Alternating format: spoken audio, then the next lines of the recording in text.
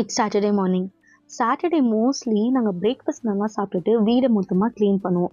ஏன்னா அன்றைக்கி ஒரு நாள் தானே நம்மளுக்கு வந்து டைம் கிடைக்கும். மற்ற நாள் எல்லாம் காலையில் எழுந்திரிச்சோமா அவசர அவசரமாக சமைச்சோமா சும்மா தெரிஞ்ச வரைக்கும் வீடை க்ளீன் பண்ணுமா அப்படிங்கிற மாதிரி இருக்கும். பட் சாட்டர்டே அன்றைக்கி லாண்ட்ரி கொடுக்க வேண்டியது, அயனிங்க்கு கொடுக்க வேண்டியது இதெல்லாம் முடிச்சுட்டு வீடை வந்து டீப் க்ளீன் பண்ணிவிட்டு அதுக்கப்புறமா தான் நாங்கள் ஒரு ரவுண்ட் போக ஆரம்பிப்போம். ஸோ அன்னைக்கு வந்து எனக்கு ஃப்ரெஷ்ஷாக திருக்க மீன் கிடச்சிருந்துச்சு. ஸோ திருக்க மீன் வந்து அதில் வந்து எலும்பே அதாவது முள்ளே இருக்காது. எங்கள் அம்மா சூப்பராக குழம்பு வைப்பாங்க அந்த மீனை.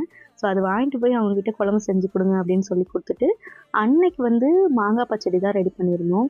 மாங்காய் சீசன் வேறு முடிய போகுது இல்லையா? ஸோ அது முடியறதுக்கு முன்னாடி ஒரு நல்ல மாங்காய் பச்சடி வந்து ரெடி பண்ணி சாப்பிட்ருவோம் அப்படின்னு சொல்லிட்டு அன்னைக்கு ப்ரிப்பேர் பண்ணிவிட்டு அப்படியே ஈவினிங் போல் ஏதாச்சும் ஒரு கோயிலுக்கு போவோம்.